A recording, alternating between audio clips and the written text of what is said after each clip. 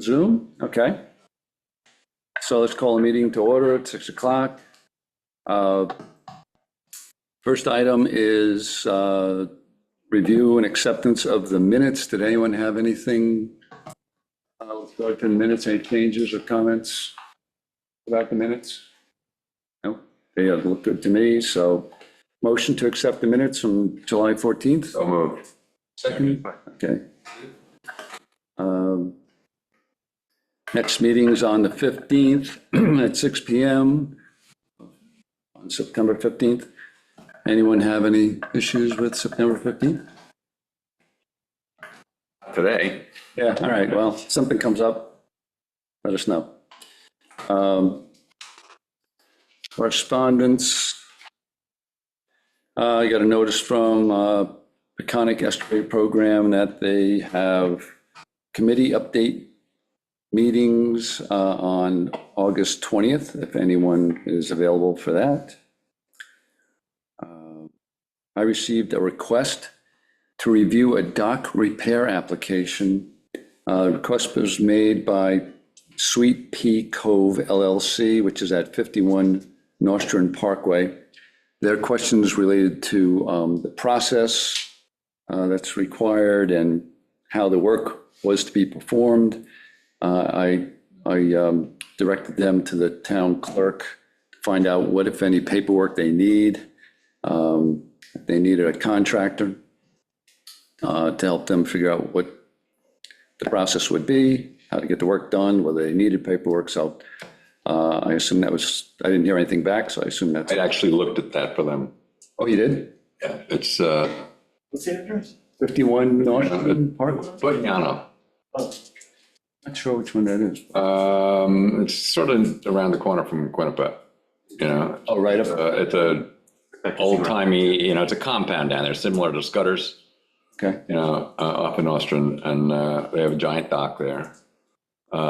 And everything, you know, from the shoreward to this end piece is okay. You know, they're not looking to do anything there.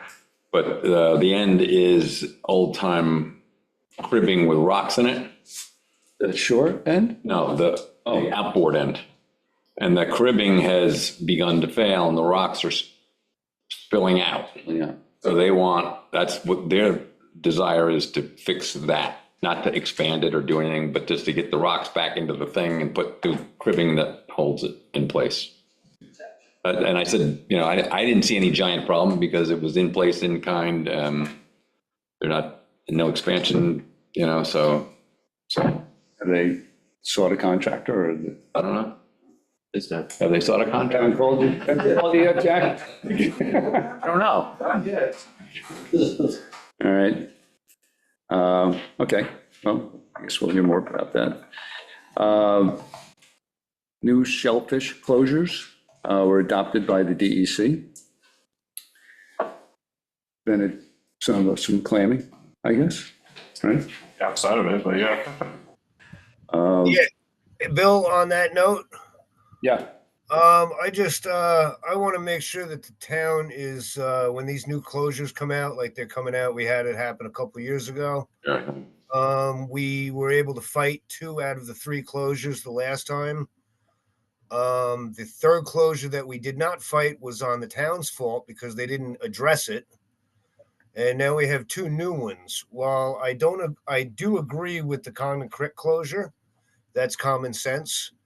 The fact that they're now closing a creek in a nature preserve, which understandably we can't clam in anyway, but I think that these closures need to start having some sort of, some sort of proof that there's a reason to close these areas.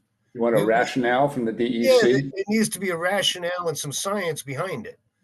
Yeah. And that was the reason that we were able to successfully beat back 2 of the 3 closures the last time, is because there was no science or rationale behind it. So I just want the town board to keep their eyes on these things when it happens. Who handled the pushback against the DEC last time?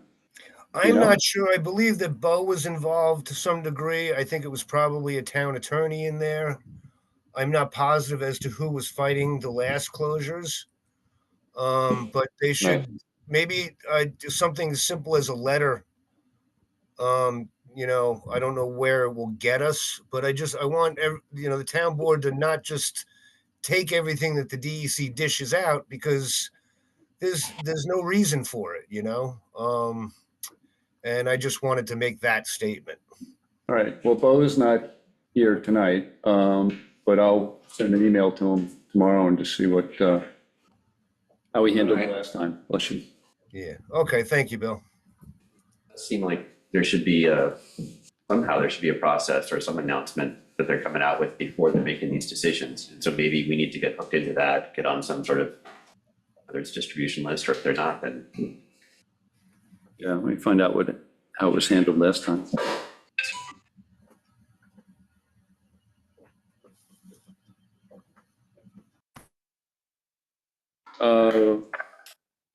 Also, the town. Meeting now. So the town board passed a resolution clarifying the terms for the WMAC committee members. At one point it was 7, it went to 9. They've nailed it back down to 7. Each member to serve for 3 years. They've added is that they are now staggered terms, so not everyone comes due at the same time. Yeah, it's a good idea. Brilliant. And I think part of that was that the chairman's term would be coterminous with his membership, underlying membership term. Also, I received a letter from a Michael Hiller Esquire on behalf of Roger Horowitz in opposition to the Sun is Shining LLC application that we'll be hearing tonight. And we'll go into that later on. Those allergies, or are you sick? Something I learned in 3rd grade, a swag at attention. Yeah, okay, well, you got There's it. nothing wrong. No, I'm the sick one. Yeah. Okay, so much for correspondence. At the last meeting, we had requested that liaisons provide us with the information regarding the fees at the town dock, tying up the town dock, Have that. right? The permit runs from September 16th to June 14th, and the fee is $147. There's a 10-day tie-up, which there was no fee for. You just have to notify the town that you want to tie up. May 15th through September 15th, there's a 2-hour tie-up. I don't know who enforces these things, but that's what's in the. Okay, interesting. It's a pretty good deal. And what if that's 147, regardless of the size of the boat? Okay, well, thanks, Albert. Let's see. Actually, I did not think there's any real, that I ever noticed, a lot of activity on the dock. There is a large yacht that's pulled up against Cozy's dock, and I don't know if that precludes tie-ups on that side of the down dock. I never really looked at it. I never really looked at it much either. I actually had somebody ask me about that, and I went and looked at it, and it's pretty snug. I mean, I think if you have An outboard or something to get in there. yeah, maybe depending on how far in, because there's a little bit of an angle to that here. And so the inner portion of that dock, it's not accessible. You run a risk of getting trapped if you go in there any further and then somebody else comes behind you, you're kind of done. Interesting. It's a nice asset. Okay. I'm in Deering Harbor now, and yeah, exactly what Matt said.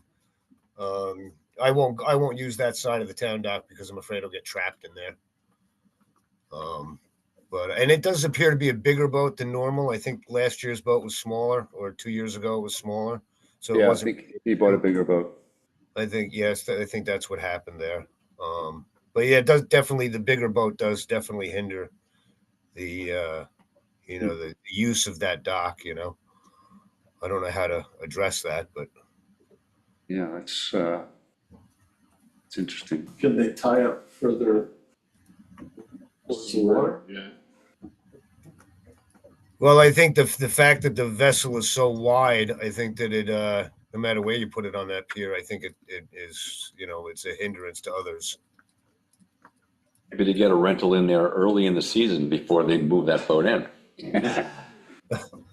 Well, that's the other thing. If you had more than one commercial fisherman apply for slips there, and you allowed both sides of the dock to be used for the commercial guys, in the spring before they were, before they had to leave, if that boat were there, that would be a problem.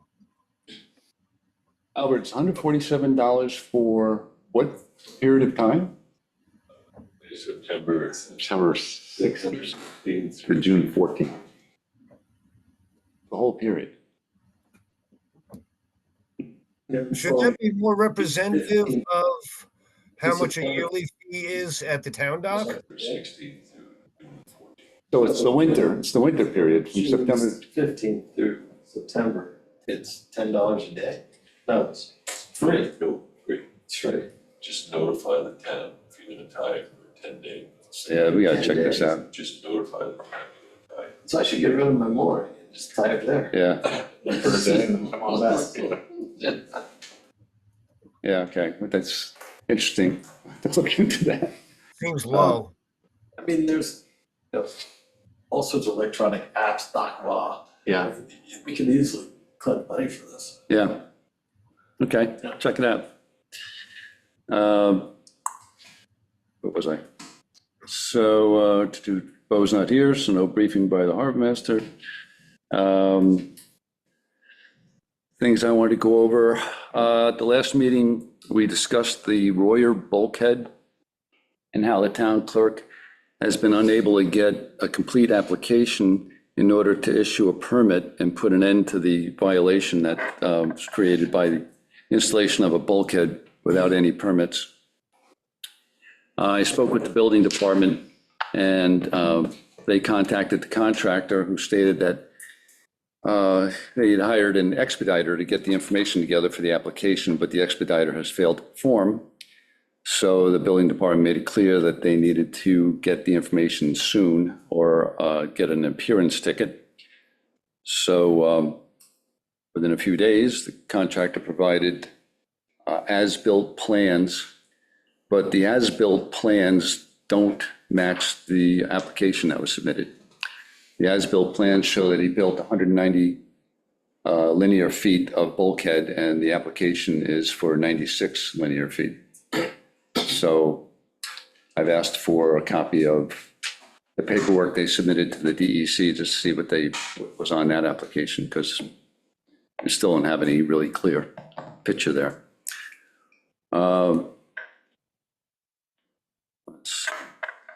Also, at the last meeting, we talked about the aquacultural leases that are being issued and whether they were subject to the jurisdiction of Shelter Island, and they are not. They're outside the jurisdiction, our jurisdiction, so nothing we can really do directly about that. I personally observed a collapsed bulkhead on Nostrand Parkway, and it was determined that that's the Schulteis property, and the owner's been advised, and That's been going on for a long time. yeah, I was told it's been going on for a long time. So it looks like it's been going on for a long time. I mentioned it like last year, I think. He's lost a chunk of his property there. You know, I never noticed it. and I don't know what kind of return they have over on Tarlow's property, but hopefully it's a big one. Yeah, that's been going on for quite a number of years. Wow. And I think that I don't know if Tarlow should probably look down there on the wood line and make sure that it's not encroaching on his property. Yeah. It is right there. Yeah, no, it's a I problem. was not gonna do it. Son's in the house now, right? I think, Yes, I think that's I right. forget his name, but yeah. There's another pretty, that maybe somebody's mentioned already, the beat up dock up in the end of Menandic. Monastic? Yeah, on Cove Way, I think it has to be. I mean, it just looks pretty. That house up the bluff? To Up in the bluff, and you gotta take some stairs down to the dock, but, you know, that, I think Jack just built a new dock along there. But this is towards Menantic Road more than, you know, it's probably on That dock the, was functional this spring. Was? At some point this summer. But really looks like it got hit by like a tornado. Really? And is that the house up the park? Yeah, it's on the, it must be on the curve of Cove Way. Yeah, I looked at that house, actually. It was, the dock was It's a nice house. really The nice. house looks nice, the dock looks, something's wrong with it. It was like 2 inches of shells on the dock when I looked at it years ago.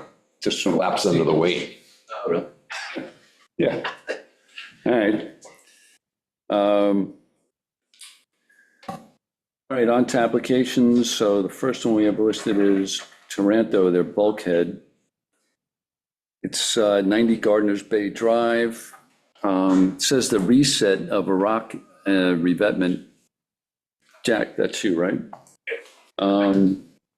Is that already a rock It's revetment? already there? an existing rock wall. It's been there for 25 years.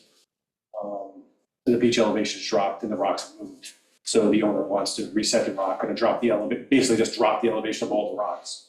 And it was an erosion thing where the toe elevation was. Even the toe of the rocks has gotten washed out? Enough. Never mind. It didn't fail, but it's at a point where it just doesn't look good. So what we're gonna do is just take it apart, drop the elevation of the toe rock, and drop the elevation of the wall. It's pretty simple. How do you think that held up versus a bulkhead in that same kind of location? You think the rocks worked a lot better? The difficult thing with the rocks is getting the toe elevation down low enough. But like I said, when this wall was put in, I mean, sad to say both the guys that did it are dead. But that beach was probably up 3 to 4 feet in elevation when that was built. And like I said, it's been there for, I'd say 25 years. 25 years. That's the one that's right out near the point, right? Yeah, no, it's at that, there's a fire road right there. 90 yards? Yeah, I think that's- There's a Frank Jackson's right there. There's a beach access right there. I can't remember the name of that little road. Well, I didn't see any issue. I don't have any issues with that. I don't know if Anything anyone else else. is right by that little right of way. We're just resetting, it's dropping the elevation down, resetting it. Like I said, it's just. Oh, yeah, okay, It's that's, failing due to loss of beach elevation. oh, I know that, sure, I know that. Yeah, I don't have any issues. I don't know if anyone else saw anything there that needed to be looked at. It's just neat, it's like Jack says, it doesn't look right. Yeah. Before this, they're just being proactive. Before there is a major problem, they want to reset the stone to doing the right thing, getting a permit. That's what. Matt, you have anything on that? No, I think that's great. I'm good with it. Good. Al, Tom, you guys have any issues with Taranto? No, I think it's, they're getting to it before it becomes a problem. I think that's a good idea. I'm good for it. Okay. Al? I'm good. Skylar? Good. All right. 7-0 in favor of Taranto.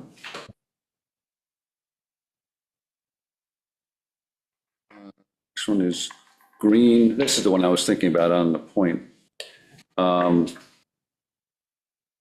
Ram Island, replacing the pilings. This could be another case of a structure that's above mean high water with really no connection to the water. It looks like it's about, at its closest point, about 15 feet from mean high water upland. So I'm not sure if it's even something for us to be dealing with. Did we get any feedback about the The other one, the core logs? logs? No, I don't. What's the name of that?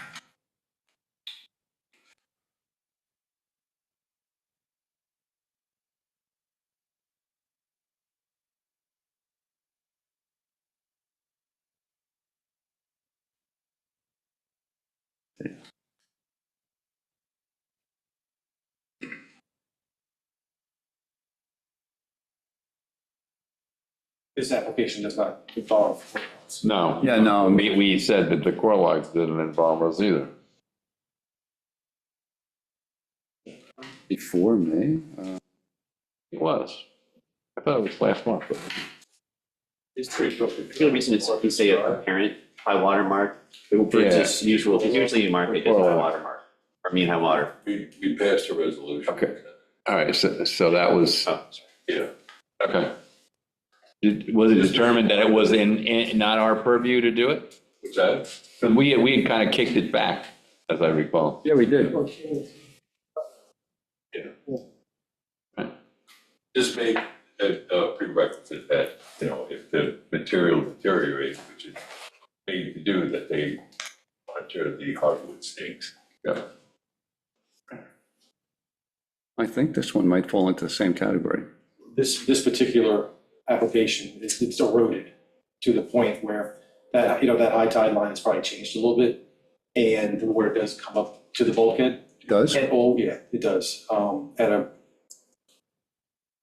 occasionally. But all we're looking to do is sister the existing piles. We're just adding sister piles. So now the bulkhead is way out of the ground. It's buckling at the middle, at the lower stringer, because now the lower stringer is not at beach level, it's at this level. And the bulkhead's, failing at the middle, so we're just looking to sister the piles. I felt it was something that should be, guys, it's minimal, it's a repair. Yeah, I was just going by the diagram. I did not go and look at it. But I don't have any issues with us passing on it. It just looked like it might be another situation that's pretty far away from mean high water, but if it's, if water is getting to it, then we should address it. You can see on the aerials just on this particular day, I don't know what day this was, what time the tide was, but it's because these might have been all on the same day. This is the location, and you see on this day, east is this direction, so I'd assume this is the wind's coming out of the north, but it's kind of hard to say, but the water does come up to it. This is the bulkhead here? No, that's the upper retaining wall, this is the bulkhead down here. Oh, You can actually see better on this. So certainly at some events, the water does come up to it. Like I said, we're only putting piles next to the existing piles. Oh, Just yeah. to embrace it. Well. That should have all been in your package. yeah, no, I didn't see that. And then that line of apparent high water was probably just done on the day where it was, Yeah, okay. Good. this is just a repair. That helps. All right, yeah, no, from those shots, it's clearly exposed. I don't have any issues with the work, that work. Anyone else? Nope.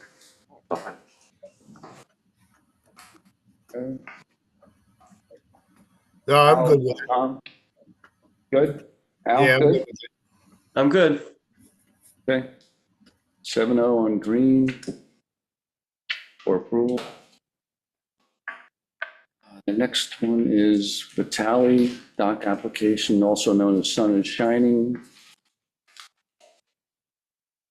So we got the application in. This one's subject to the new Chapter 53. So the application was deficient in information that's required under the new code. So I sent a letter to Costello, just identifying a number of sections that where information was required.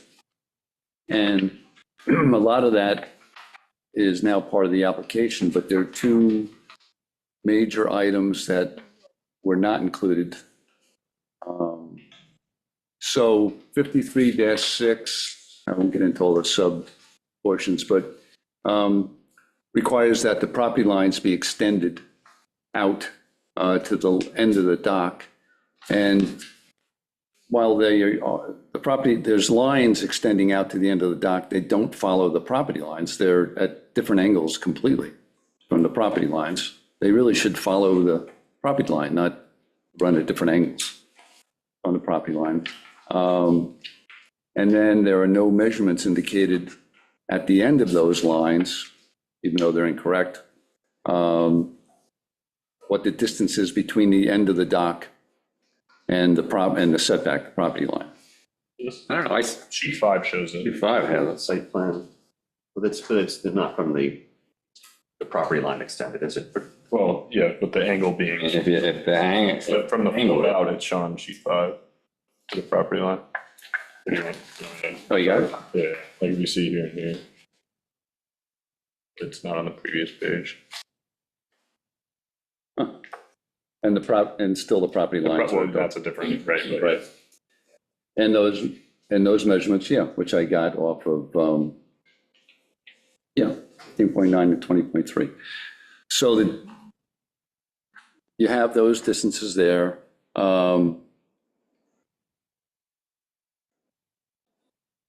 Section 53-8, which I had also pointed out, which isn't really a new section of the code. It's from the original code. It just it came through as another section number, requires 25-foot setback from the end of the dock, or from the dock to the property line. And on this, as that does clearly indicate, you've got 15 feet 9 inches on one side and 20 feet 3 inches on the other side. So one is 25% less than what's required, and the other one's 20% less than what's required. I really don't recall ever approving a dock that was on a lot that wasn't wide enough to have a dock. I mean, they need at least 54, 55 feet, and with this property is only 42 feet wide. And we also, as I referred to earlier, got a letter from the attorney for the property, the adjacent property owner, Horowitz. He goes into much greater detail, pointing out the items I just mentioned, as well as raising other issues and zoning issues as well. The impact on the property on the other side of this property, which is a public access. From my perspective,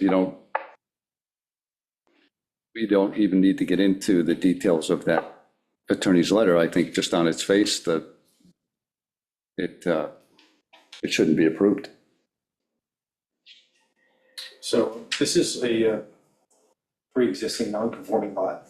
It's zone C, which a C zone has 10-foot side setbacks, 10-foot rear setbacks, I believe a 30-foot road setback. So based on the non-conformity of the lot, I think we've done this before on Tuttle Drive. As far as these bungalow lots that are non-conforming, we've allowed docks to go under that 25-foot. And was that 25-foot from adjacent lot number in the old code also? Or is that just new to this code? No, it's from the old code.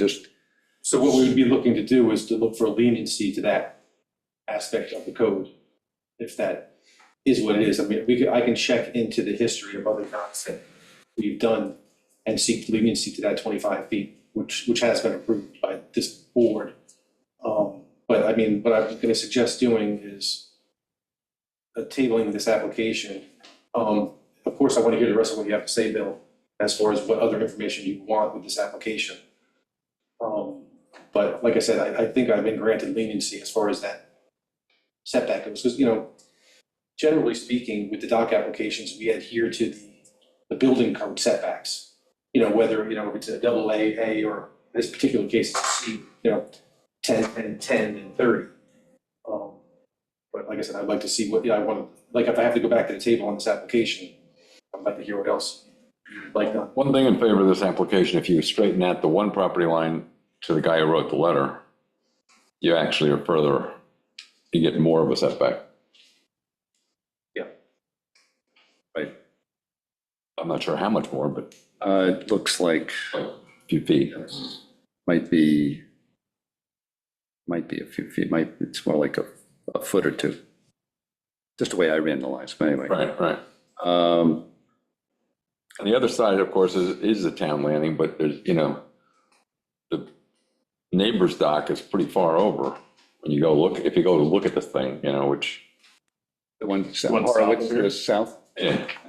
I mean, there's plenty of space between, it looks like from where the stakes are for the stake out of the dock.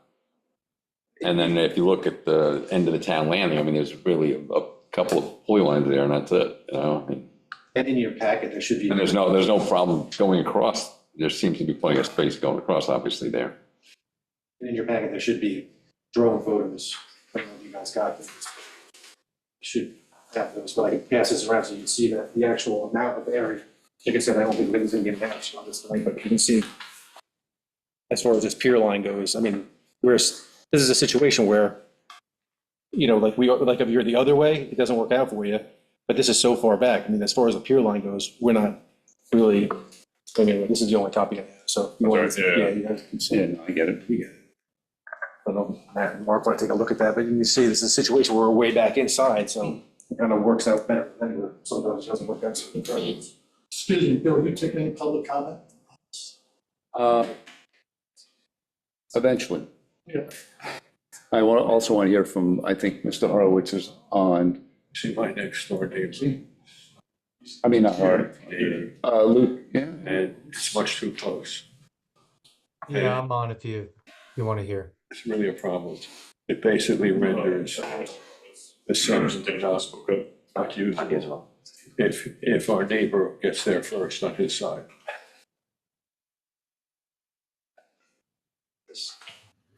I also want to make note of the length. It does go beyond the 100-foot. Even if it is only a couple of feet, it is beyond 100-foot. It goes beyond the 2.5 feet of depth as well. So the reason to go beyond 100-foot overall, I don't see. That was the other note that I noted. Yeah.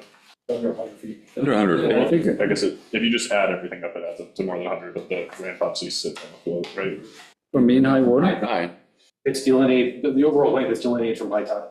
Okay. So we're only at 92.5 feet. Yeah, I didn't see a length issue.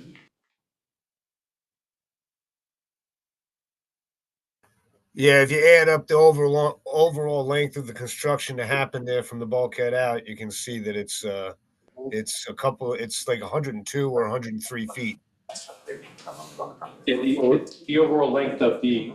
Of the construction, but not from the high tide. Yeah, we're going from mean From high, high tide. mean high water. Well, it's a bulkheaded property, so you're going from the top of the bulkhead. Not necessarily. Well, it's a tide. Bulkhead doesn't mean it's high tide. In But some the cases it bulkhead- does, but not here. The bulkhead is the beginning of the dock. Right, but mean high No, it's the water. upland access to the dock.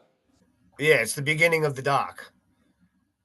Well, but the length of the dock doesn't get counted until you hit high water. 92 feet looks correct. Is this a new purchase?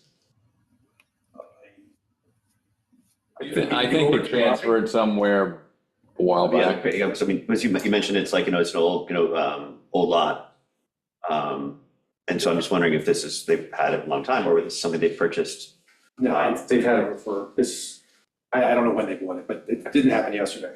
But I mean, I understand what you're saying, but they've had it for a while. Over years, what you're saying. Is that what you're Yes. wondering? Well, no, I mean, because the same setback issue would have applied before. I'm just like wondering if it's like if they bought if they bought the property before there were setbacks in the law, if they've owned it since whatever the 50s, then it might be a different situation.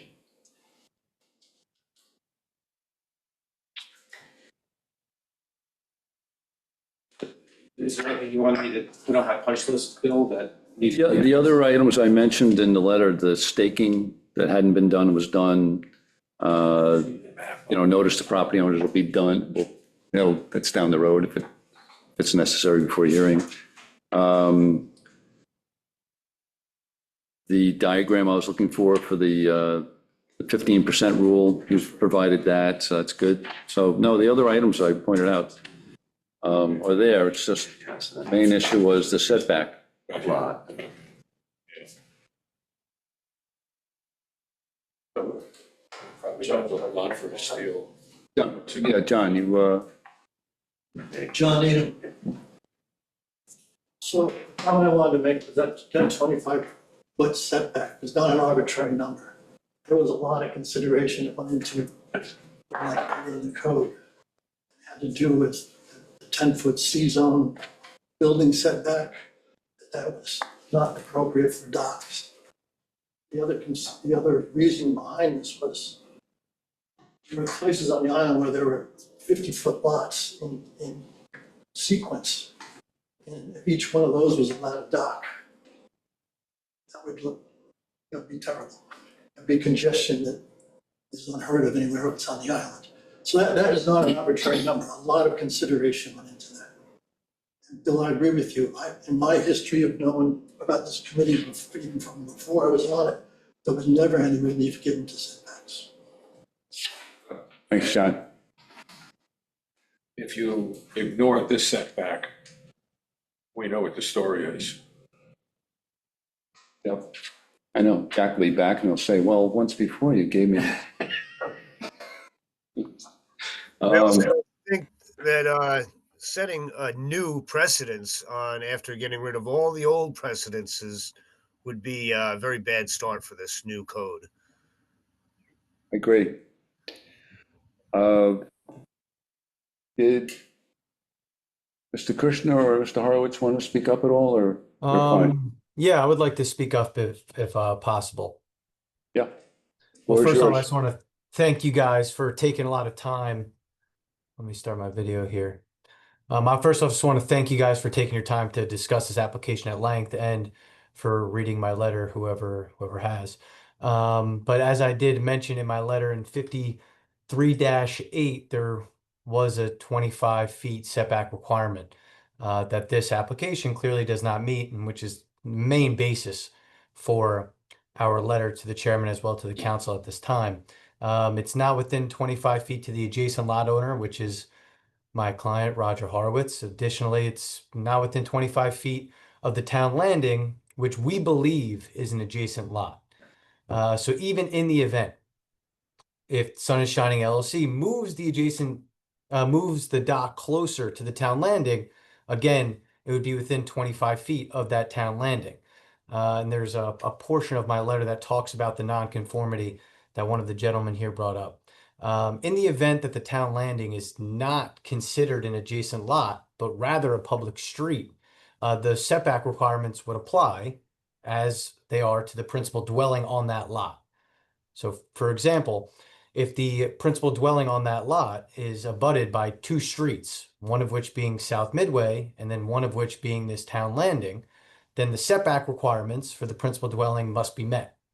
And in this situation, I believe it is zoning code in residential part C, which I believe is 30 feet. So no matter how you slice it, even if the town landing is viewed not as an adjacent lot, the dock would still have to adhere to the principal dwelling, which would be 30 feet. And even though there's a non-conforming statute that allows buildings to be non-conforming as long as they're built pre-1959, which we concede that this is, the statute does not allow for the non-conformity to extend and or continue, which would be exactly what would be going on with this dock. Allowing the dock to be within the setback requirements of not only the adjacent lot, which would be illegal under the dock law, but then also to the town landing would be in violation of the zoning code. So no matter how you slice it, we believe that this property as it is situated is not allowed under the dock law and or the zoning code to have a dock. And that is basically what's laid out in my letter. But again, appreciate the time of you guys taking. Okay. May I add to that? This is Roger Horowitz here. Sure. Okay, well, just one point about history, which I think is relevant here since it was brought up there. My property, 34 South Midway, has been my family since 1961. I inherited, my mother died, and it's essentially the family property. We go out there all the time. And we're pretty much rooted in Shelter Island, that we don't live there. The house was saved in 78 by the fire department. I learned from Jack Robles how to swim, et cetera, et cetera. The property next door was owned individually for a long time. 3 years ago, it was bought by the current owners and is operated as a rental property. They advertise on various sites there. They have folks coming through paying $800 a night. That's the new world in Shelter Island. I've had no trouble with them. I'm not complaining about that, but that's the nature of the property. It was bought as an investment property. And the reason for the dock is to augment the value of the investment, not that anybody actually lives there on a year-round basis. So you have a couple of old and new Shelter Island properties next to each other. And that's, I think, the context, for this. The setback rule, I think, is the critical one there. And, it just feels to me that if you're going to make a law, you should follow the law. And when you say, no case less than 25 feet is what the law says. So if you don't enforce the 25 feet, what does it mean to say in no case less than 25 feet? I think you have a pretty clean rule there. This also works to the advantage of people who want to build docks in other locations, because you have a argument against someone who says, well, it's too close. You go, well, you're following the rules. You can go ahead and do that. So clean rules like this, I think, are good policy for any sort of government there. And I think in Shelter Island, the docks are so touchy, so many issues with the docks, that if you stick to the numbers, you're going to be in much better shape than if you start saying, well, it's a different kind of property and so on and so forth there. Because once you open that door, all sorts of folks are going to run through there and make all sorts of specialized claims about how you shouldn't apply the law to that property. That's going to make your life a lot more difficult. So I think you got a 25-foot rule. I think you should enforce it. It's really very simple in that respect. I know you all have to deal with a lot of pressure on various sides. It gets very political, but this is about creating enough space between properties so that everybody can enjoy them. And it's awfully close to my property. It's the view. I'm looking right at the dock from my porch and all that, a view that we've had for a long time. And that's why you ask for some distance so that neighbors can enjoy their property as new people who want to build docks also have the opportunity to do so. So in this case, I just think it's clear. I'm glad all of you are chewing this over and thinking about it. And I look forward to hearing more of your conversations and also what happens at the town board. Okay, thank you. That was Roger Horowitz, who's the neighbor to the applicant. Thoughts? Do you want him to get more information, or Well, the only thing I did want to ask was this to be tabled tonight. The applicant wasn't available for this meeting. I told him it was going to be a preliminary hearing to see how the board felt, or this committee felt. And I would ask for it to be tabled to the evening until next month. And then take it from, whatever happens between now and then, to just leave it open so I can provide whatever information and let them on their end do whatever they have to do. But I of course listened to everybody's point of view on this. But for whatever direction and what they want to advise me to do, gives them opportunity moving forward. Yeah, well, please advise the applicant of everything you heard tonight. They'll watch it. And then let us know when you want to put it back on. Yeah, we'll be back on next. All right. Thanks, Jack. Let's see. So no point in our voting, so. The next item is old business. This is the Tetonis application. So a little history. This is a non-conforming dock application to alter the dock. As a non-conforming dock being altered, material lessening of the non-conformity is required. It is a 237-foot dock in an area where 100-foot docks are permitted. The application was to remove 192 square feet of platform at the end of the dock. It's two 6-by-16-foot platforms on one on each side of the dock, and to remove 16 pilings, and then to add a 200 square foot float, a 36 square foot ramp, and a 24 square foot platform, for a total of 260 square feet added, and put back 14 pilings. So net, it's the addition of 68 square feet and reducing it by 2 pilings. At the first go around, my original request for mitigation to lessen the nonconformity was to not only remove the two platforms at the end of the dock, but to also remove the last 16 feet of the dock. That would reduce the length 221 feet. And the dock would still reach 2.5 foot of depth, a little more than 2.5 feet of depth at that point. We went back and forth on that. I'm not sure how clear some of these points were to everyone on the committee, but we did agree to a compromise to reduce the 200 square foot platform to 192 square feet and to remove 2 pilings and that the flow would be removed from the water at least 6 months of the year. The town board then had received the application, and they initially approved our recommendation, and then at a subsequent work session added new conditions. The applicant objected to those new conditions and asked for a new hearing. And now the town board has asked us to take another look. Is that history-wise? Well, yeah, 'cause the way I understood it was you guys passed it on a vote 5-2, went to the town board, and I was under the impression that it was passed at a vote of 3-1 where Ben abstained from it. Then there was some tweaking of it after what I believe the hearing was closed. So I'm just looking, basically coming back to you out of respect for this committee, saying we're going to, reduce the size of the float to 192 square feet. We're going to remove 16 piles, 12 back in. That's a -4 on the pilings, and then the float and the ramp will be seasonal. They will only be there for the summer season, as opposed to these hardened structures being there all year round. So we've decreased it. We had the conversation. Shortening the overall length of the dock is not, something that I feel is appropriate, considering the water depth, because the float and the boat both need to be in 2.5 feet of water. So basically, I'm once again looking for your blessing moving forward. I would like to, hopefully it's better, and we tried to work with you guys. Hopefully it comes better than 5-2 this time. So I think the application is very reasonable for safety, and then to bring this back to the town board. It really is, there is no mitigation. I mean, it's actually a net addition. And so it's, that was my problem with this the first time around, and it's still my problem with it, is that you're adding more than you're taking out. So it's, I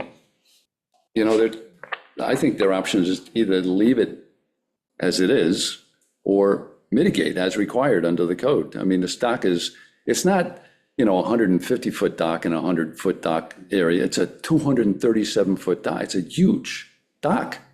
And I really, I don't see there's no harm to the property owner to take the last 16 feet off the dock. I think there may be an inch difference in depth, according to the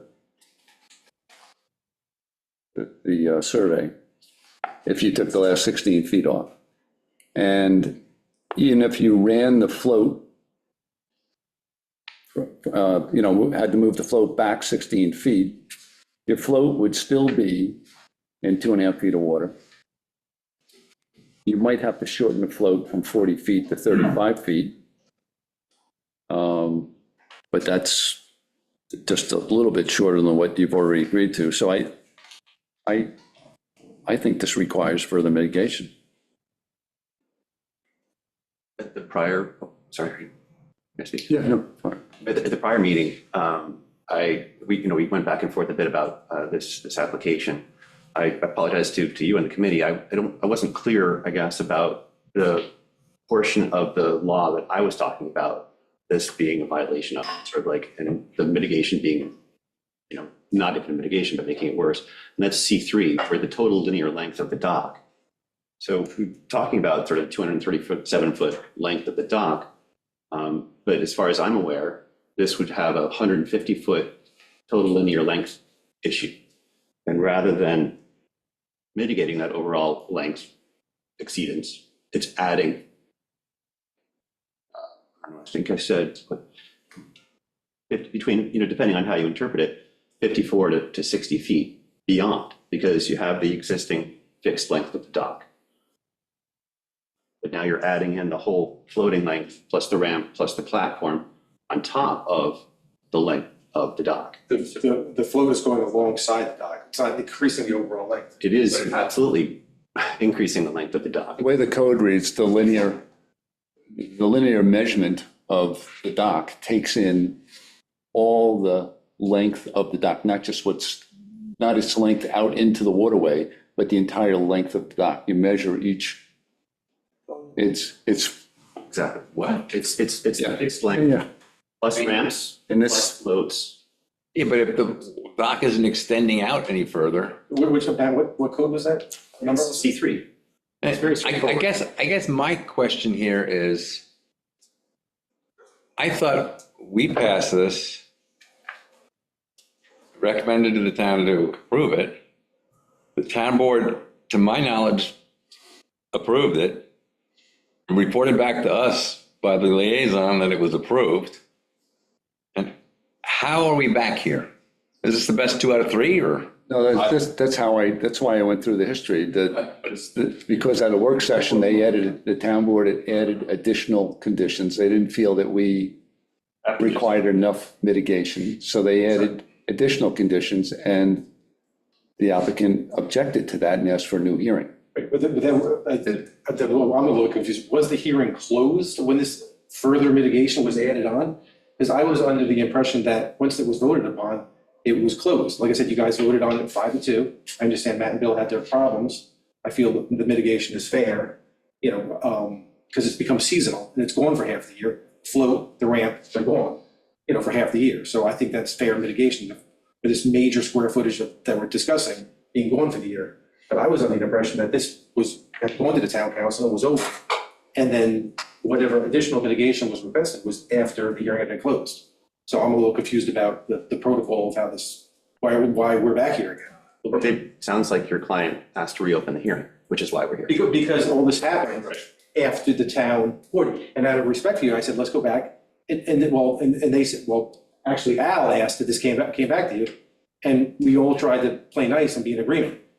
Al asked for this to be kicked back to you guys, which an application that you guys have already approved. I mean, I understand you voted against it. I understand Bill voted against it. But as a unit, this is what I remember. Yeah. And I believe it was a vote of 5-2 going through this onto the town council. I would just The owner objected to. I need to go on the record. I did not vote for this approval on the first time around, so I don't know where that 5-2 number came from. I think- definitely no. Maybe it was 4-2. I think it was Tom, you and I were voting against. I think Bill actually voted for. Okay. Oh, yeah, okay. I think it was 2. You're right. No, it's 5-2. I guess my point is though that, it's the larger picture of how you interpret the linear length. I think it's like the fixed dock, ramps, floats, platforms. So those are all additive to the length. If this went off on an L, it would be, we wouldn't, it's quite obvious. It's the same thing if it's a parallel, because the dock has a maximum width. If it's not, you're saying that if it's one dock, one length, well, then it can only be 5 feet, but it's not, because it's a parallel dock. It's now 10 feet. So I would say we're all in agreement. It's a fixed length of a normal dock, paralleled by another length of dock. It's adding. It's 53-8 C2, which is, or C3, sorry. And I guess my sort of reason I'm apologizing, I was heated about it the previous meeting. I thought I was being clear about that, and I went back, looked, and I wasn't. I was not clear about the basis for why I was being animated about it, adding this length, and I think that's why. I thought it was clear to me, I'm talking about linear length, but I didn't say that at the time. And that's why I'm sort of saying that to the rest of the committee. I'm like, I thought it was clear, it was not. But it's the total linear length should be 150 feet. So now it's exceeding it. You already was there, but now you're adding to that exceedance by 60 feet. So it should be 150, and now it's going from 237 to 290 plus. So there's the C2, which is about the total length, but I mean about the length from the shoreline. But then there's C3, which is a totally separate provision, which this meaningfully violates. It's a significant exceedance. It's like almost like we're not acknowledging the wider section at the end as anything in its removal. You know what I mean? Like, and I understand it reads only one way, and I don't know how you would account for that, but that would acknowledge what's being removed as nothing, which arguably something's being removed. Something is being removed. Yeah. Right. And I don't know how to account for it. I'm not suggesting anything, but there is something being taken back. Yeah, I mean, you could say, okay, well, you treat those as a platform that then gets its own measurement because they are what they're 6 by 8. Yeah. Whatever. I know, I think you're right. I don't want to get too into I think you're right. specifically, but there is something being removed. Absolutely. Well, the practicality of it, though, is, I mean, you're not extending the dock further into the waterway. You know, I mean, if you look at it from a practical, pragmatic way, I mean, you're moving, you know, instead of pushing it further. I mean, right now, the dock is whatever, 18 by 15, and that's what we're trying to give back, and then make this system. And like I said, the float and the ramp are now seasonal. I mean, I thought, like when the first conception of this, it's no big deal. I didn't think we'd be, fighting about this much to remove that massive permanent structure and putting in a seasonal floating dock, a seasonal ramp that's going to be removed. I mean, I remember, I made a suggestion. I think Skylar also said the same thing. It's like you take that end of the dock and you make the ramp go down, and then you have any other floats. That to me would be a significant mitigation. And then that seasonal, comes away. Then all of a sudden, during the wintertime, it's a lot shorter, and you'd be able to make it out to that 2.5 foot. Then you drop down to the floats and you go on. I think your response was you didn't want to take away the fixed portion. You wanted to have the fixed and the floating together, and you were worried about some aspect of that, with the southeast wind. And went straight out, and then went the basically same distance it is now, or something shorter. I think That's my recollection. Yeah, no, and it made me I'm just questioning my memory of it. Well, I mean, we want the ability to use both sides of the dock, and have both.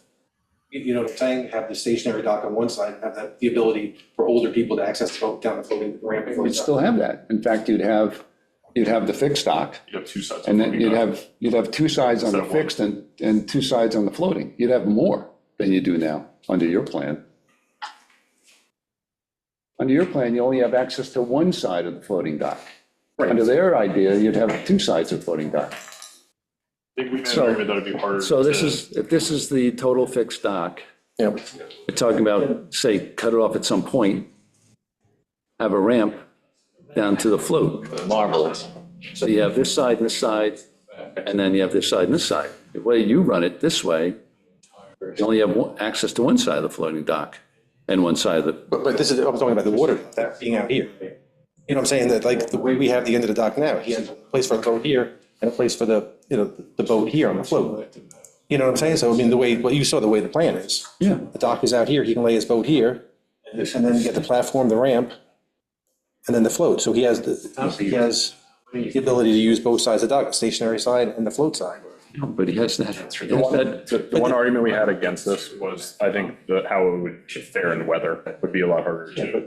But like, I'm assuming it'd be much stronger with the float. Yeah, against we're the to be able dock, to attach it to the dock. Which makes sense, at least logically, but this does seem more practical from a usage standpoint if you didn't have to deal with all the weather. Well, I mean, weather-wise, you'd have this here. Right. Fixed here on the protected side, because you're talking southwest wind where he's located. And the floating, you're dealing with a dock that's in such excess of. Right, well, but I mean, like I said, it's pre-existing non-conforming, that's why. No, and that's why, and we have all these rules about pre-existing non-conforming.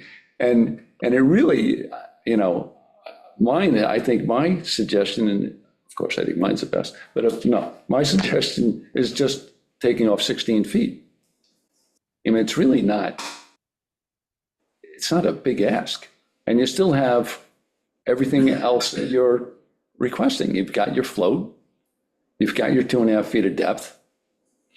Jack, what benefit will the 16 extra feet that won't that you won't adhere to what Bill is saying, what benefit does it give to the property owner? A little bit more water depth, and I'm worried that it's gonna get too close to 2.5 feet of water. Jack,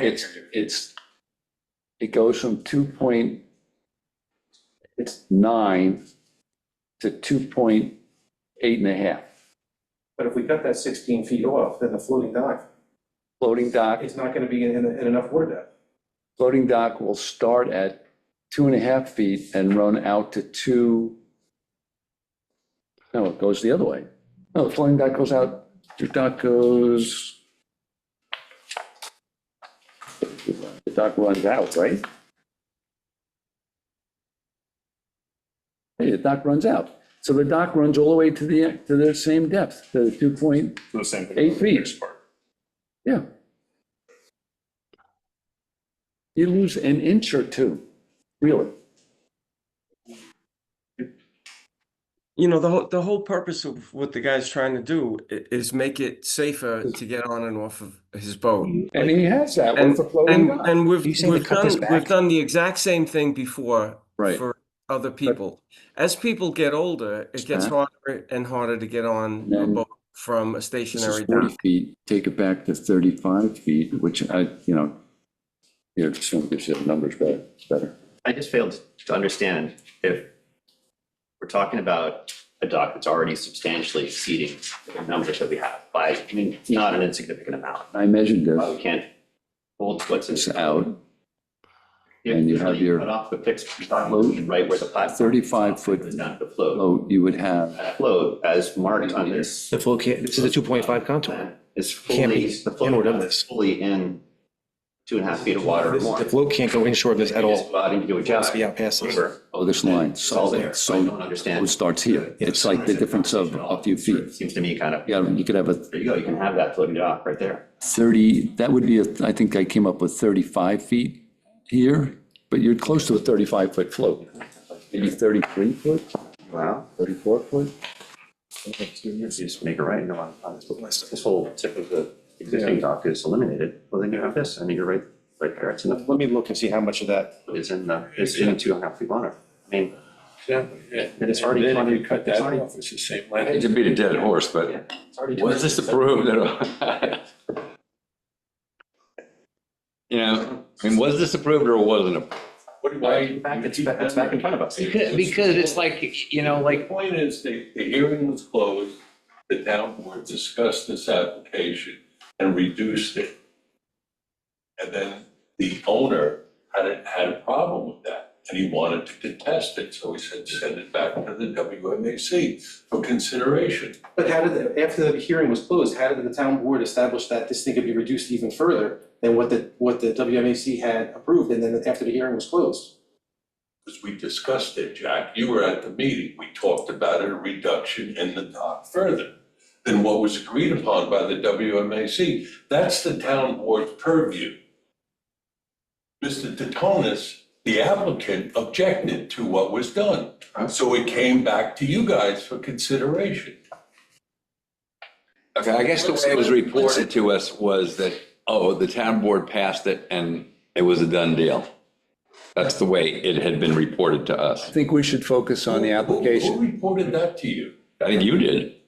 I did what? When we talked about this application, it was reported to us that the town board passed it. I don't, well. They didn't pass it, no. All We right. made adjustments, but then the applicant objected. I mean, even, Let's us focus on the application again, and let the town board and perhaps the town attorney focus on procedures. Because we're just advising them on this application. So if there's an issue with the process, it's really not. I mean, so we're advising them again on the So Bill, application. with your. It's just like, okay. Bill, with your suggestion, I don't think I can cut it back 16 feet. I'll have to go back to the drawing, board. Like, I understand what you're saying, but the math doesn't work out for what, to get back to that 2.5, you know what I'm saying? For that 2.5 contour, I don't think it can be cut back 16 feet. Well, It depends on how long you want your float to be. Can What's the shortest float you can live with? can I ask something? Sorry, because I'm really confused. If there was a float that represented the end of this fixed dock, where the end of the float ends at the end of the fixed dock, you get the same amount of water, right? Am I missing something there? We're bringing the fixed dock back. back to where the wings are. Float extended to where the end of the fixed dock is, we have the same amount of water, Oh, you mean if? right?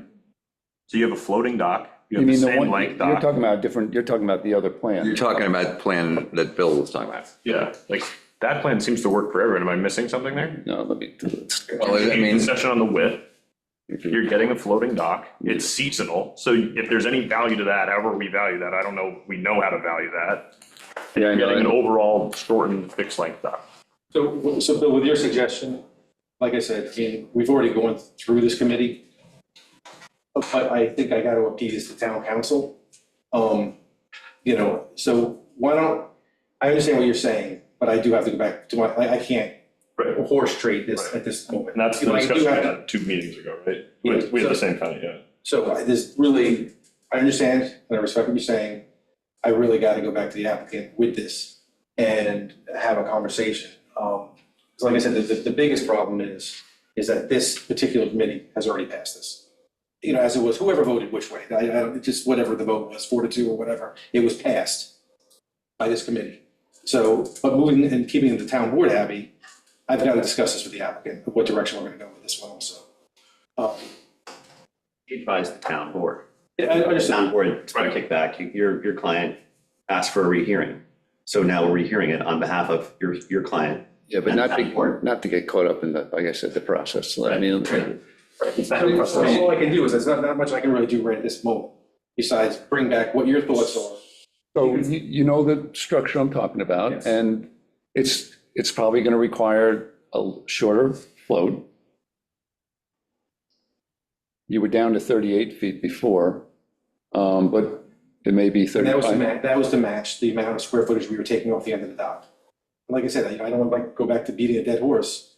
This is a removable temporary structure, seasonal structure. I like, We don't have any way to accommodate. I need to, It's not in the code. Jack, who cares what their neighbor's dock's length is in February? hey, Bill, We're not talking about the length, we're talking about the float. The length is not changing. I want to make a comment here. There's been a lot of talk about a seasonal float. The fact is that the ramp and the float may be removed at the end of the season, but any and all pilings remain. So there is no seasonality to any of it if the pilings are going to remain in There are- place. It's also like not something we want to police, right? Like, so you could take rid of it 1 year and then leave it in for the next yeah, 10, absolutely. right? It's it's a nice offer, but it's, Considering, I mean, I don't believe seasonality is something to be considered when you're leaving pilings in. Are you agree that it's sort of the seasonality isn't in the code, but then the total length of the dock is? We have, that's C3 says you can't make, I mean, just by rights, shouldn't be creating further exceedance of an existing non-conformity. And that's actually exactly what this is doing. It's adding significant exceedance to an existing non-conformity. It's not reducing it, it's increasing. And I think that we're going to be setting a precedent here by doing that. And I think it's something we should not do. I know you're not really enamored with the idea of using the step thing on the float. yeah. I mean, then you get rid of the ramp and you get rid of that appendage and those extra piles that hold it. We're looking to make this, we're looking to alter this dock to make it safer. Well, I mean, it's not, it's not that unsafe to use the steps, with a little railing and everything, it works. I mean, I'm putting that out there, like, it seems like we're, next set of steps on with, dock. yeah, they have that at Fisher's Island. It works fine. And they have it at where my boat is right now at Peter's house, and they have it at the guy and, Jack Morgani that we proved that float there, and that's the way he did it. And it works fine, I mean, it really is not dangerous, I don't know. So let me request to table this application, All right. until next month. We're not gonna get it in this season anyway. But, like I said, there's no point in beating a dead horse until we come up with a plan that's gonna make everybody happy. Sounds good. Thanks, Jack. Good night.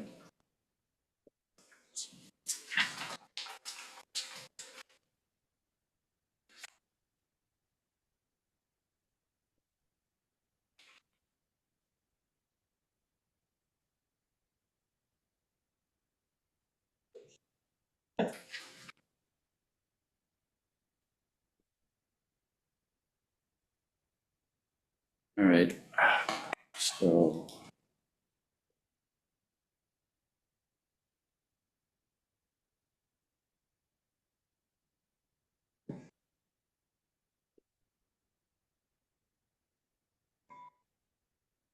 All right, so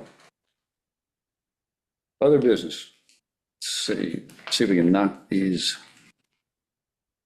things out. 5 minutes because I gotta go. All right, so let's do the easy ones first. The proposed waitlist procedures. So we've got the standard waitlist, and then we've got Conklin Creek. I tweaked both of them because I had a mistake in them under the maintaining position. It's complete annual waitlist renewal application must confirm eligibility criteria 1 and 2. The original one I sent out said 1 to 3, but we had taken number 3 out of eligibility. So what was changed, and I'm starting with the proposed mooring waiting list procedure. We changed the fee, so it's just the online processing fee. We changed 5 days to 10 days as far as the waiting period, the time that we're giving people to respond to determine whether they accept or not. And that's it. And I didn't hear anything else from anybody, so I'm assuming these are good and we can pass these on. Just Bill, real quick, what happens with the current waiting list?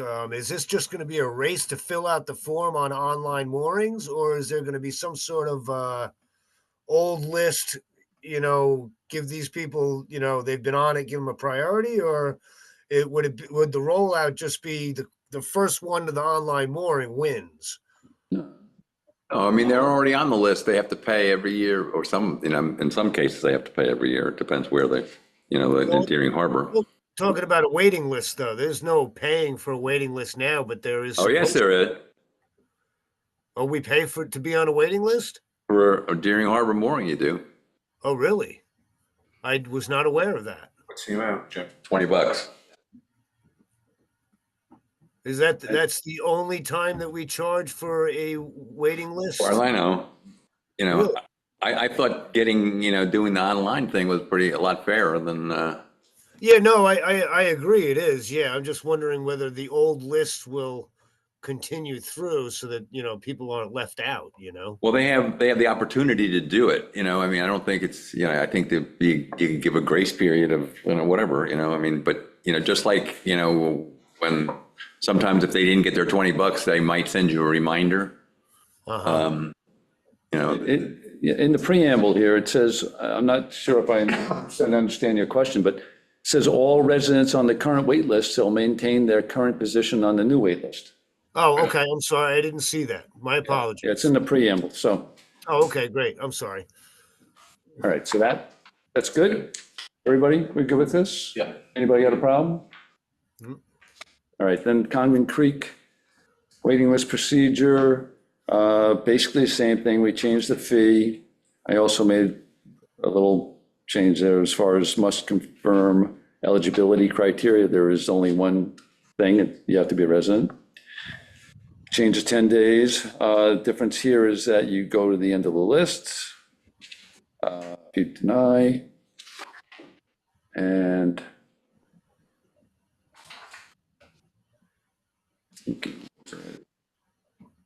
it's something else. And that was it. I didn't hear any other comments. Tom had a comment. Tom, did you have Your right of survivorship, Tom. Oh, is that in this section? I'm sorry. Yeah, I do have a comment on the survivorship. No, wait a minute. On the concrete? Where else? That's not a waiting list thing. That's on the rules and That's in the reg, actual, that's rules and regulations. Yeah, that's okay. where else. Yep. Okay, sorry. Okay, good. Okay, so we're all good with the Congan Creek wait list? Great. Got those two down. Then we are the rules and regulations. We had gone, Bill, could I ask that you do the dock application next and then go back to the rules and regulations? I'm gonna recuse myself on the rules and regulations. And I'd rather not try to log off and log back on again. Coming, choose yourself on the rules and regulations.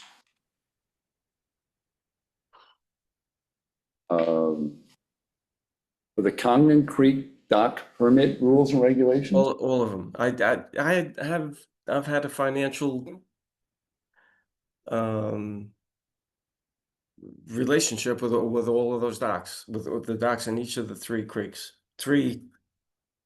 So I'm gonna recuse myself. Okay. So we will go to the application. Thank you. So this is a new dock application. The only comment I received was from Al. Does anyone else have any other comments about how we went through this last time? I'm happy with the way it is now. I mean, Al's comment had to do with the total cost, is that right? Yeah, no, we'll go into depth on that. I just want to see if there's anything else that's, any other issues with it. It's basically all that was done was the old application basically laid out the code. So this has been simplified to just certain specific portions of the code that are required to get, the initial paperwork together. It's much easier, much more straightforward. Christina and Amber had put this together, or Christina put it together, actually.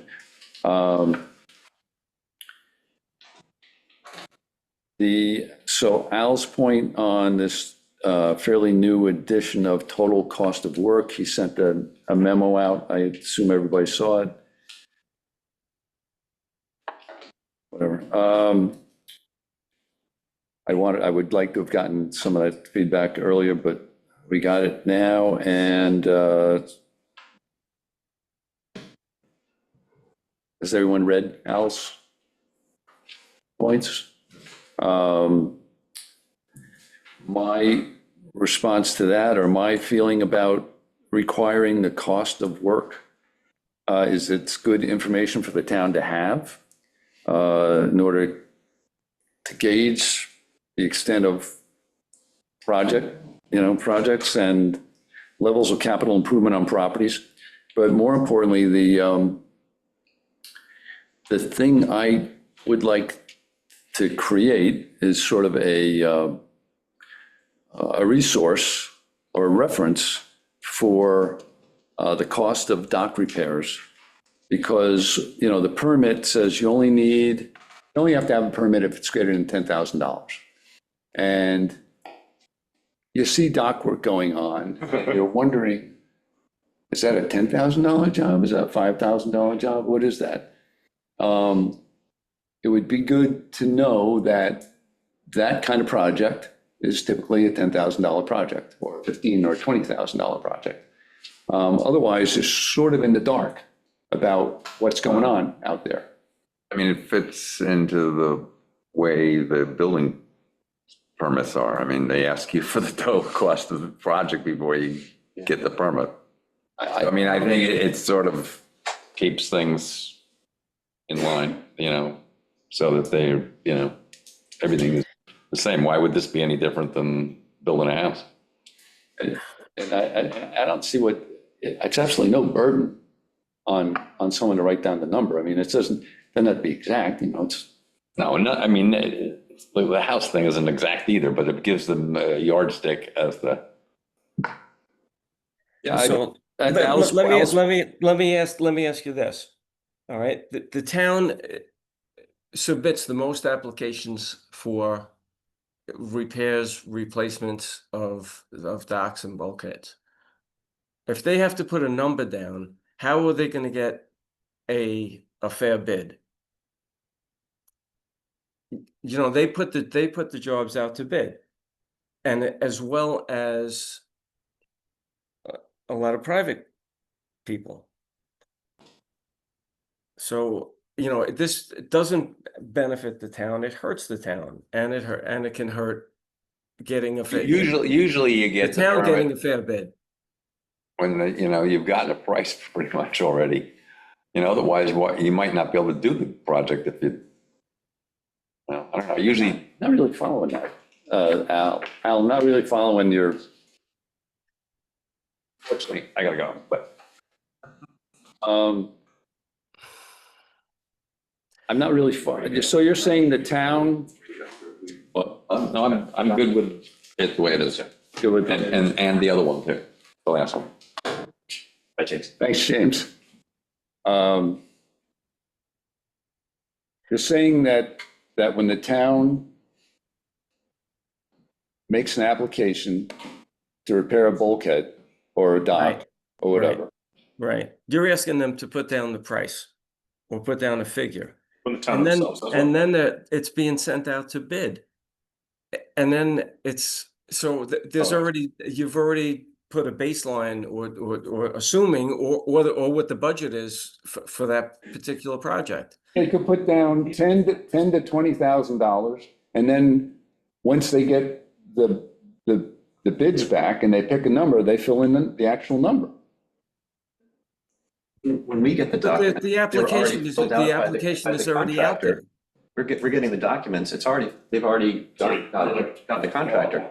Yeah, I mean, that's what James was just saying, it's like, it's already done by the time you're actually filling out the application that comes to us, it's like you've already gone out to the contractor. Designs happen. Yeah, Not already necessarily. reversed. That's my point. That's my point. Not necessarily. well, and maybe You you have can to do it a go, little differently. you know, when you go to, if you go out to any of the environmental companies, they don't, you know, they're not going to give you a price on the project. They're just going to design the project. And So then if they're not going to give you a price, how do you know what to put in on the application? That's my point, is it shouldn't be on the application. It doesn't belong on the application. So what about the buildings department, same thing? The How does the building is- department is- handle it? The buildings department application it's right there, the same thing, that's what James was just saying, it's the same form, it's analogous, I think that's probably why this document looks the way it is, because it's building off of the buildings department document. I don't understand I don't get how this is a problem. Well, I guess, you know, maybe the town doesn't go out and it doesn't put too many building projects out to bid, I guess. I don't know. I know that they do that with all the docks, all the bulkheads. They go out for bid. So you're tainting the bid by putting a figure on it, is my concern. And if you extend that out to private people, you're doing the same thing. I don't If think you it have a looks figure on it with private people going out to a bid, I mean, your point about collusion or whatever else, however you referred to it, to me, if anything, it'll help competition between bidders if they see a number on there. And the applicant will get a better deal. Setting the baseline and saying that, you know, it's not helping when you know the other guy's bid. I'm not following it. Does anyone else have a problem with cost of work being in here?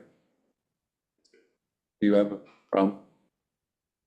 You have a problem with cost? I don't have a problem with it, but I'm having a hard time understanding how it's logic. Yeah, me too. So that's why I'm. Tom, do you have a problem with cost of work being part of this application? No, actually, I don't have a problem with it. I don't, yeah, no, I don't have a problem with the cost being on there. It's, I mean, we have to make that designation whether it's more than 10,000 or less than 10,000. If you're going that far, I believe chances are people already have these numbers. It's just a matter of filling the blank. Would it also promote competitive bidding, like Well, in a that's positive way too? That's what I said. I think it helps the applicant in that, you know, if that's the fear, that the number's out there and it's going to create some sort of response from the contractors, that it creates a more competitive atmosphere and the applicant gets a better deal and we have a better market. But it sounds to me like we've got 6-1 as to this being included in the application, and I would move this along to Okay, you know, I respectfully disagree. That's all I could Okay. say. All right, and Okay. on the next piece, I'm gonna recuse myself and. all right. Well, good night. Good luck. Thank you. And good luck. Thank you, Good Walter. night and good luck. Thank you. Bye-bye. All right. So what are we on here? We got the rules and regulations. I think I've got everything in here that everyone mentioned. The one thing I did add was this temporary use, authorization for temporary use of the T-dock at Congdon Creek may be obtained by contacting the Shelburne Island Police Department. We had a whole discussion last time with Bo about that, and then we resolved that by just adding this additional temporary use clause. Do you have another? I think that's a good thing right there. In lieu of, you know, putting together what I proposed, which can't happen until we go through the channels. So I think that's a great piece there, Bill. So did you have another issue with this? Yeah, I had an issue with the transfer of the slip with the designation letter. What's the proper terming? License reissuance designation form. That's the form that I kept telling you about. Oh, you were trying the DEC's form? Is that? Yeah. The only thing that I had issue with, I like that you put it in there, was the way it's worded. It appears that the slip could be transferred to anyone, to a family member holding a food fish license, or, you know, a license like that, when what in reality it should be that the person that is receiving the slip is the person that's actually designated. It's a single individual. It's very specific. All right, so we're on the Congdon Creek, or we're on Congdon Creek rules and regs, and you're talking about right of survivorship? Yes. So if the permittee dies, the permit for that slip may be transferred only to a surviving spouse or adult child who is licensed as a food fish person and in compliance with DEC rules of survivorship, providing they meet all requirements of this chapter. So just run that by me again. You're saying there's specific language, we should identify a specific form or something from the DEC? Really what it is we should identify the individual who is listed with the DEC. Like, it's not any given family member. It's actually a specific individual that's already been listed with the DEC that we should be identifying. So you're saying that if the permittee dies, then it could be passed to whoever that person is, and they may not be a family member? No, what it means is it wouldn't be any family member. It would be a specific family member. Like, it's very specific. The way I saw the terminology used. Okay, so instead of surviving spouse or adult child, we would say the specific family member identified in the DEC, and what's it called? Yeah, it's actually called where is it here? It is license reissuance designation form. And So they that designated on form, that. I think, I think I actually have a number here, if I can find it.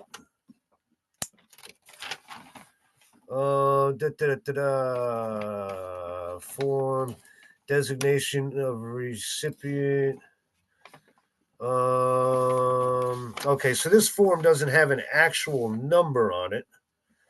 It is at the very top, it does say designation of recipients of reissued licenses or permits. Okay. That is what the top of the form says. You actually found the form. What's that? Designation, I think designation form for license reissuance. Yes. Okay. Okay. The DEC designation form for license. Reissuance. Okay. I think that's proper. And then, yeah, you would name the specific person that's identified on that form. Okay, so, yeah, I think I got it. Thanks. So if permittee dies, the permit for that slip may be transferred only to a surviving family member identified in the DEC designation form for license reissuance. That sounds great. Yeah. Now, do they have to be a licensed as a fish food person? Well, they are actually inheriting the license, so they may not be one currently until someone dies. Okay, okay, And once again, that form is issued to food fish license holders, crab license holders, whelk license holders, fluke permit license holders, you're killing me, Tom. and striped bass license holders. Is there, That's what the how about a fish person? Doesn't fish person cover all those people? Sand crabs. but that's basically what the licenses are. So I think just using that form, using that form designation is what we're looking for. Okay, all right, I'll rewrite it and I'll pass it around and see how that flies, all right? All righty, thanks, Bill. Anything else on that, on these rules and regs, or there weren't many other changes? So. All good? Yeah, all good here. Yep. All right, I think that's it. So, good. Motion to adjourn? Second. Thank you. Have a good night, all. You too, Tom. Feel better.